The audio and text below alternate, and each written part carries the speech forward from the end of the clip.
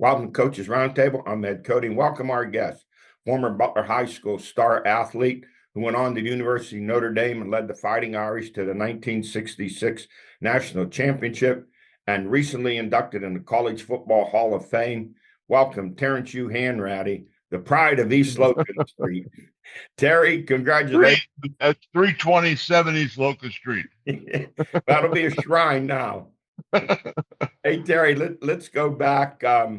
Let's start at Butler High School, and just great having played with you for 2 years. And your senior year, you put up some great numbers. And I'm going to pinpoint the game I think it brought every coach in college football to your attention when you went up to Farrell High School and beat the Steelers 49-27, and you accounted for 430 yards of offense and 5 touchdowns. That film went a long way in catching the attention of most major college coaches, did it not? Well, you remember that game more than I do, Ed. Yeah. But that's the key, man, because I guess you have to have a big game because, as you know, before my year, we had that great Ohio State offense with Woody Hayes, 3 yards in a cloud of dust, Reddick up the middle, Reddick right, Reddick left. Yeah. Right? But then we stole the ball, so then we had guys who can catch the ball, and it was a great success. And then you got the call to meet with Eric Parsegan. You were more inclined to head towards Duffy Daugherty, Michigan State, were you not? I was almost signed, sealed, and delivered at Michigan State. Then I got a call from John Ray, who was a defense coordinator for at Notre Dame. And he said, listen, Coach Parsegan is going to be in Pittsburgh. He'd like to meet you for lunch at the Hilton Hotel, the old Hilton down at the point there. And so I went down and spent 2 hours with him at lunch.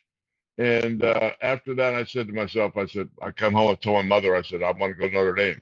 This is the guy I want to spend the next 4 years with. Because, we didn't talk about it. He didn't offer me anything. He offered me an opportunity to start.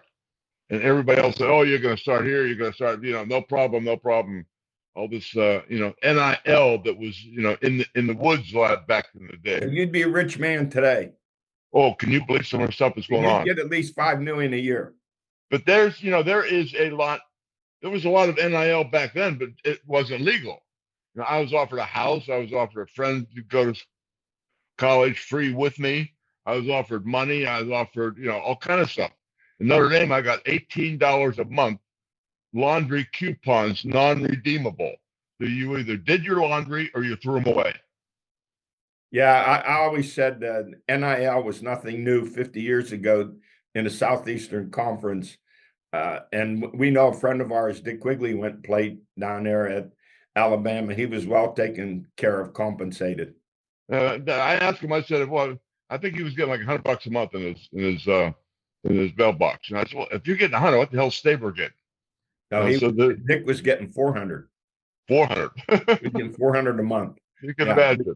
Big deal. Hey, Terry, so let's go. What a lot of people don't realize, you were an 18-year-old sophomore starting for the Irish.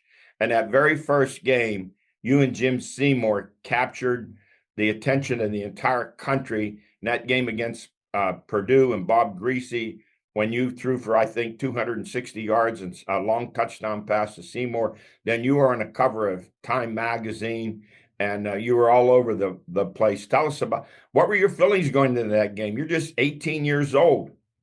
I think it starts in high school, because we played in such a great conference with great personnel, and all the teams, that we played at a very high level. So once I got to Notre Dame, you were used to that sort of a high level, athlete that you're playing against. And I think in Aaron, he took all the pressure off everybody. And I always had the, all through life, if you're playing a sport and you practice as hard as you possibly can. And whatever happens on Saturday or Sunday, there's nothing you can do about it. and you just build from there. So I was not nervous one bit for the game. I mean, I had a lot of guys around me who were really good, and Jimmy and I had a lot of fun that day. Terry, that team in '66, one of the great Notre Dame teams of all time. You're 9-0-1. You had the game of the century against Michigan State, 10-10, when you got your shoulder popped by Bubba Smith, I believe it was. But that team scored 362 points in 10 games, gave up only 38 with 5 shutouts. You're going in the Hall of Fame with some of those players off that team, Jim Lynch and Ellen Page, not to mention some of your Steeler teammates in the College Hall of Fame. That has to be amazing to you. No, it really is. But you sort of take it with, I compared, baseball. If you're a pitcher in baseball, you're going into the Hall of Fame. Everybody looks at your ERA. Everybody looks at your win-loss percentage. If you're going as a hitter, everybody looks at your batting average, your home runs, your RBIs. Then football is a totally different aspect. I'm the quarterback, but I got 10 guys in front of me who are going to protect me so I can do the best I can. So it's very difficult to single out one person to go into a Hall of Fame when you have such a great, people around you. And that 66 team was really a special team. And I don't think it's going to take long to get, I think, duplication on that one. Terry, you're one of the few players, national championship with college, and then 2 Super Bowl championships with the Pittsburgh Steelers. There aren't many players who can say that. No, I mean, and again, it's the guys that are around you. I mean, we had great teams, and I love the way the Steelers worked out because it was you were there and you got to see Chuck Noll really develop a team. Most coaches, nowadays, Chuck we were 1-13 our rookie year. I was with Chuck first year. We were 1-13. Most guys in the NFL now would be fired in a heartbeat if they did a 1-13. But you got to give the Rooney family a lot of credit for sticking with Chuck and understanding what he was trying to do and the success, the route he was trying to take. And Chuck built a great dynasty there. Hey, Terry, let's go back to your days at Butler High School and playing for Coach Art Bernardi, that great streak that we had from 63 through 65. I believe we sent 29 players on the Division I scholarship. So how were you prepared by Art Bernardi for your tenure at Notre Dame? They put me on defense. Right. And but that's another thing that year, my senior year, your junior year, when we were 9-0, I think we had 20 interceptions. You had what, 9 or 10 of them? Yeah, something like that. It was fun though because as I said earlier, we had that big running offense. We had the big offensive line. We had the big fullbacks, and that's what Art wanted to do. But then all of a sudden he started loosening up my senior year, and we threw the ball a lot and scored a lot of points. But again, it was the people that you're around, and we had great athletes on those teams. And athletes breed athletes. You try to outdo the other guy, and you're constantly working for a position. And it's a lot of that. That's the groundwork of any success you may have in college or pros. It all starts right there. And you look at yourself, and then Rich and Ron Saul went on, played at Michigan State. Between the three of you, or with the three of you, over 30 years in the NFL. Man, that's just amazing. 3 guys from one team in the NFL. Well, I'd like to tell people that I grew up in Butler, Pennsylvania, and we had midget league football there. And you play wherever in town you live is where you played. And it was a pie of about 6 or 8 teams, I forget now.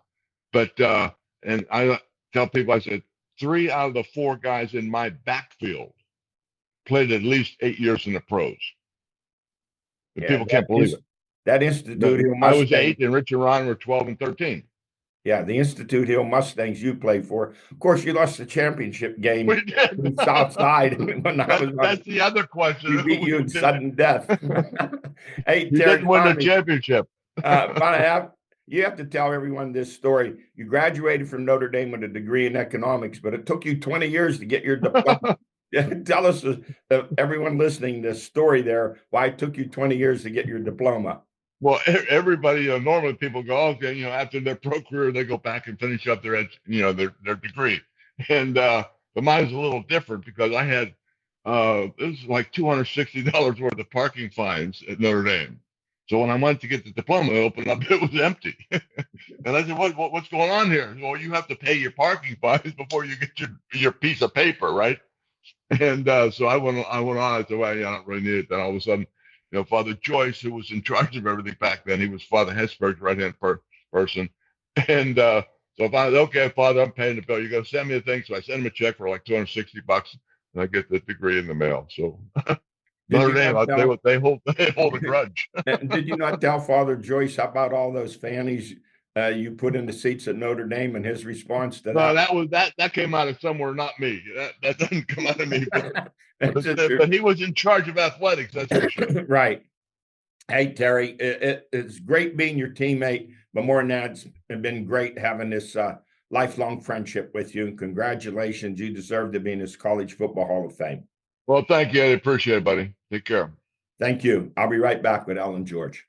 The Armstrong Neighborhood Channel is your home for sports, community events, and award-winning shows from all of our Armstrong neighborhoods. Catch up on events happening in your area, dive into a new hobby, or explore the fascinating places in your region on the Armstrong Neighborhood Channel. Check your local listings or tune to Channel 100 to see what's happening in your backyard. Visit us on YouTube for custom playlists and a full library of your favorite neighborhood channel shows. Everything local lives on the Armstrong Neighborhood Channel. I'm back, joined to the right by the Swami George Abraham, to my left, the Tiger Albert Campman. Guys, it's great when one of your high school teammates gets inducted in the College Football Hall of Fame, and just so happy for Terry Hanratty. And I watched him play, and he was deserving of it a long time ago. And on a year that Notre Dame had a great year, it's a good matchup. He was an 18-year-old sophomore quarterback, leading them to the national championship. And the high school game that captured the attention of the college coaches, he played at Farrell, beat the Steelers 49-27. He accounted for 5 touchdowns and 430 yards. When they saw that film, Michigan State was hot after him and offered him until he met Ara Parsegian. Ara got him, huh? Ara got him. Okay. All right, let's go to Spotlight. High school basketball top scores as we move towards the end of the season already. Taylor Pullen of Beaver Falls, 33. Shane Peters, Karn City, 32. Josh Book, Slippery Rock High School, 31. And congratulations, 1,000 career points. Tate Lucas of Butler, 26. Jude Rotman of North Catholic, he had 24. Will Wilson of Mars, 22. Jason Frank of Beaver Falls, 22. How good is Beaver Falls team? Really bad. They're bad. They got these kind of scores. Really, well, that's the game they play. They've only won one. Who they played? Yeah. Okay. Really bad. Owen Bish, Union, Reimersburg, 21. Austin Rabluski of Mars, 21. Tegan Fanukin of Knock, 21. They have a terrific team, Knock. And Jackson Bauman of Knock, 21. Trent Fleming of Union, Reimersburg, he had 20 for the girls. Alexis Cash Dollar, Mars, 26. CJ Sabo, Slippery Rock High School, 20. And Vita Vargo of Mars, she scored 15 points, but that gave her 1,000 career points right on the nose. And in high school wrestling, Butler Santino Sloboda, he got career win, 100. College basketball, Slippery Rock University men defeated IUP 75-64. Remember, there was a time they couldn't beat IUP no matter what. And Ike Herster led the way with 22 points. Jomo Goings, he had 20 in a loss to Clarion. The Rock is 11-9, 7-5 in a PSAC West. The Slippery Rock women dropped a 64-48 game to IUP. The Rock women are 7-11, 4-8 in a PSAC West. We will be there on Saturday, February the 8th, to bring you a doubleheader.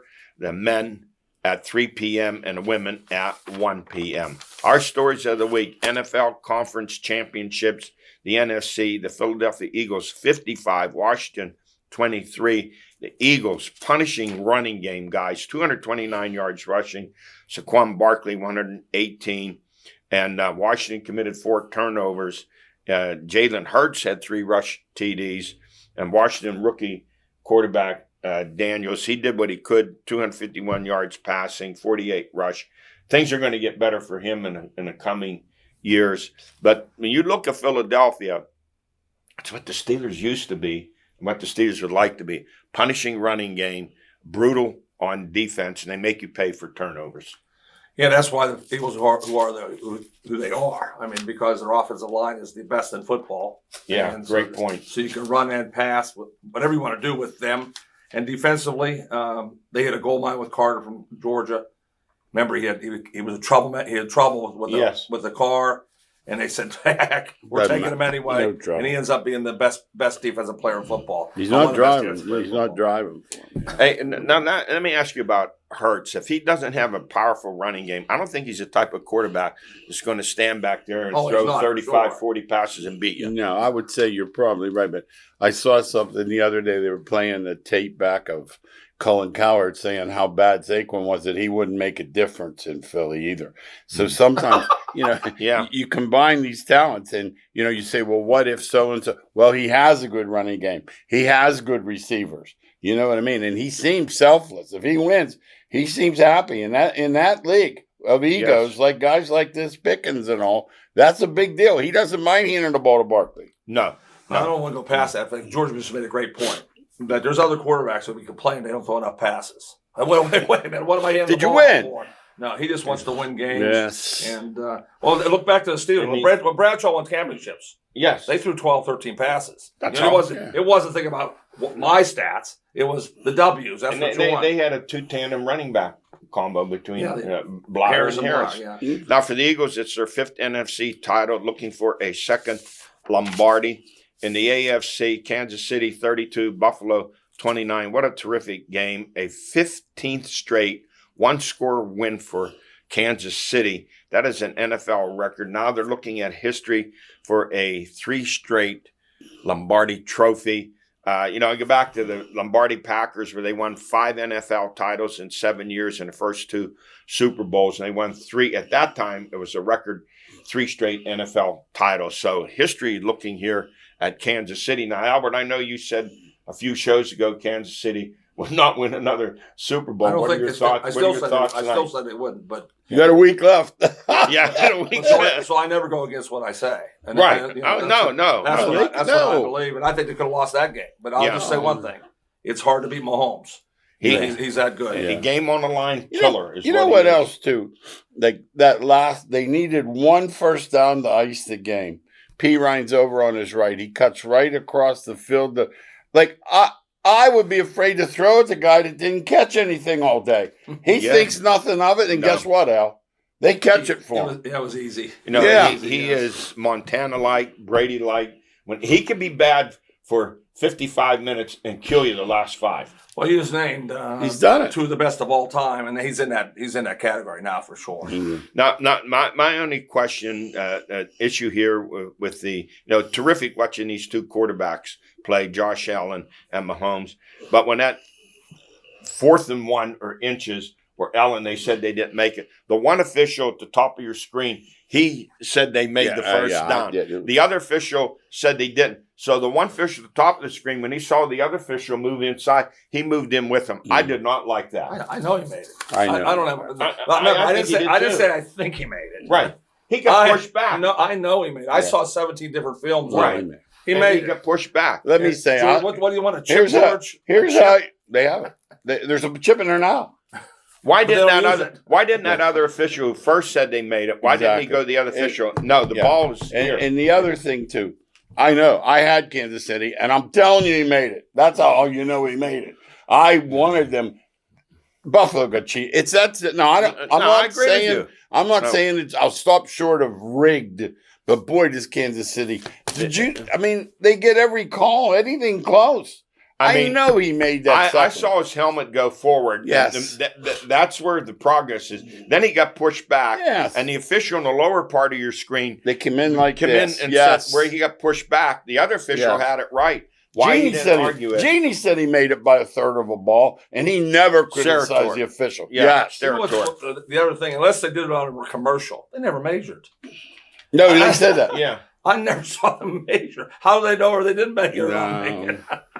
Well, let's see. The Chiefs are the early favorites by 1.5. My advice to the Eagles is be up by 2 scores in the final 3 minutes. But here's how I look at this game. I know they'll have all the experts on. They'll take 3 weeks now analyzing this game, and they'll have an 8-hour show on to analyze it. Well, I'm going to sum it up this way. It's the Eagles' punishing run game versus the Kansas City's front 7, and it's the Chiefs' passing game against the Eagles' very talented secondary. If you want to give a coaching edge, you give it to Reed, but these 2 teams met 2 years ago, so I think Sirianni's better prepared this time than he was the first time. Well, as 10 of these 12 games have been decided, I'll say I'll take this one a step further. Whoever turns the ball over is going to lose. If you turn the ball over, you lose. That's the way it is in these playoff games. They don't turn it over either. Yeah, That's why they're there. Who will be the winner? I'm picking Eagles 30-27.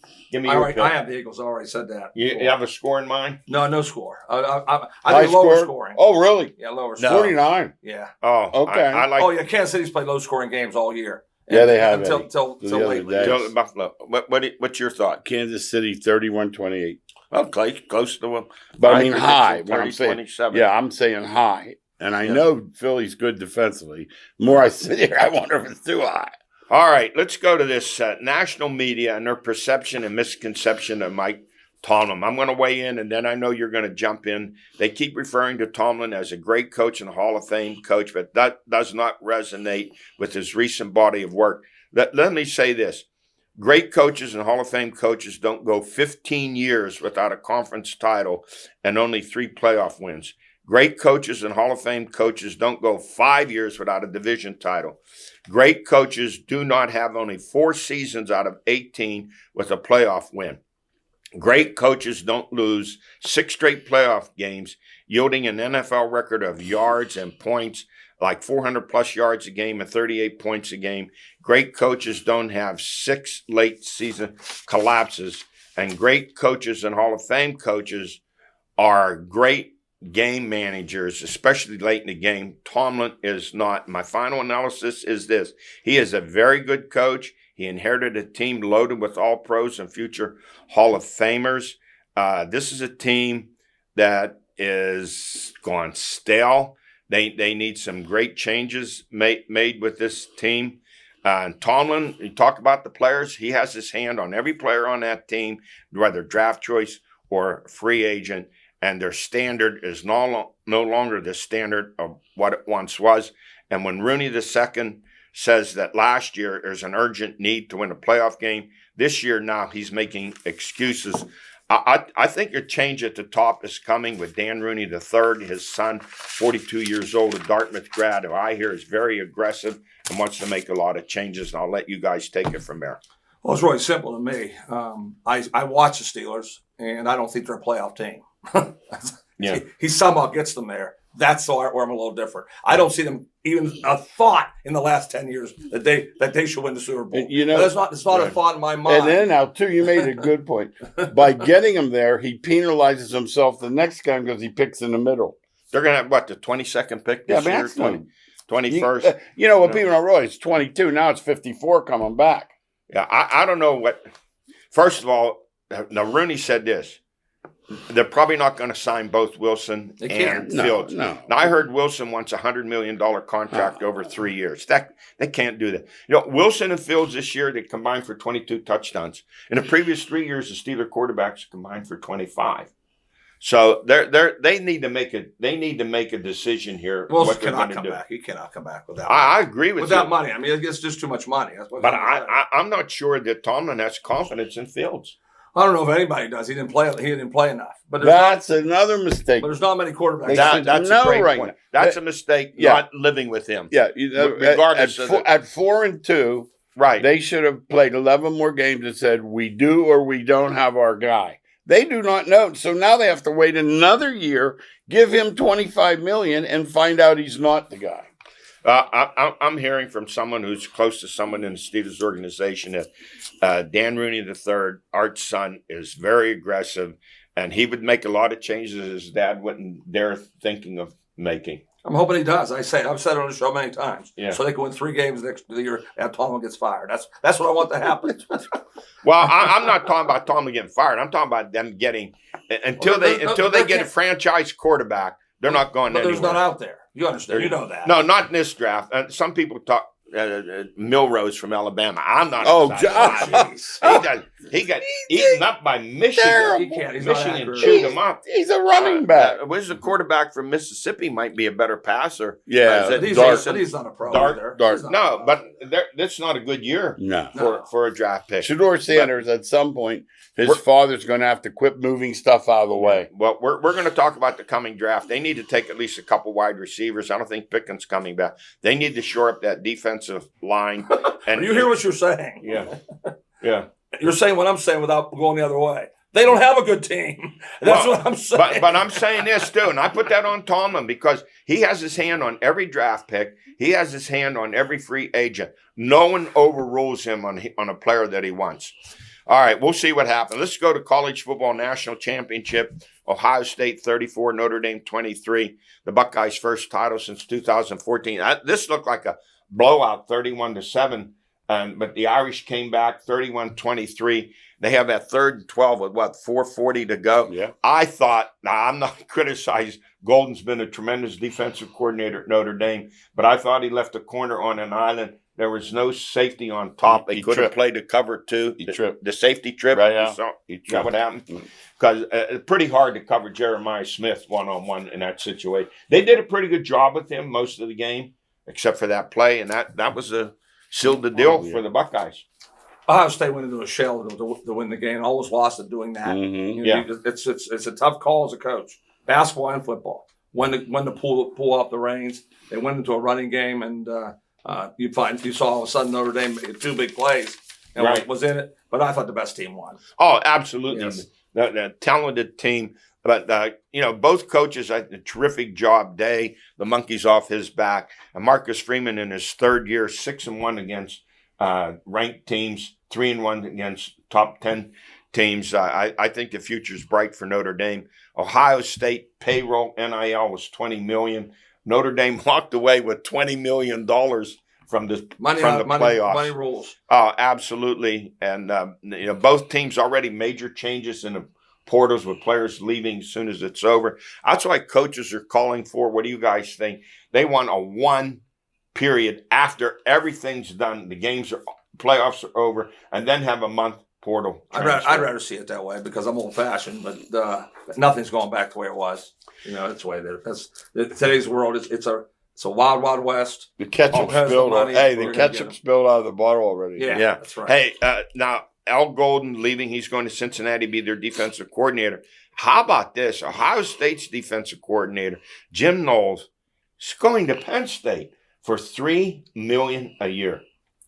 Yeah, we don't know what's behind the scenes going on. Isn't there any loyalty anymore? No. He's from Philadelphia area. And I heard, too, there's a little friction between him and Larry Johnson Sr. That's crazy. Hey, he was at Penn State. He was a Penn State guy. Hey, NFL merry-go-round head coaches. Pete Carroll goes to the Raiders. I call that a B+ move. Defensive coordinator Aaron Glenn from Detroit to the Jets, C+. Why do the Jets keep hiring defensive coordinators? Liam Cohen, everyone's hiring him as an offensive coordinator. He goes to the Jags, B+. Scratch your head in this one, the Cowboys and Brian Schottenheimer. That's a C grade to me. New England gets Mike Vrabel. I give him an A for that grade. And I think the Bears hit it right with Ben Johnson, Detroit's offensive coordinator. Your thoughts?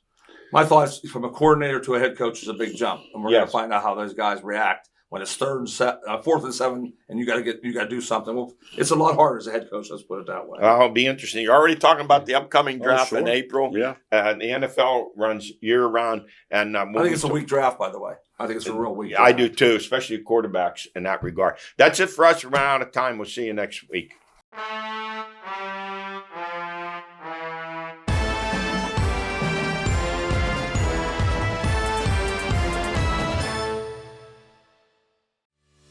At Armstrong, our goal is delivering the best possible experience to our customers. We hold our work to high standards, and the safety of our employees, as well as the community, is essential.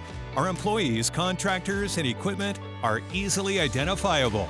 We strive to be as unintrusive as possible, restoring public and private property to the way we found it. Because at Armstrong, it's not just about getting the job done, it's about doing it right and doing it safely.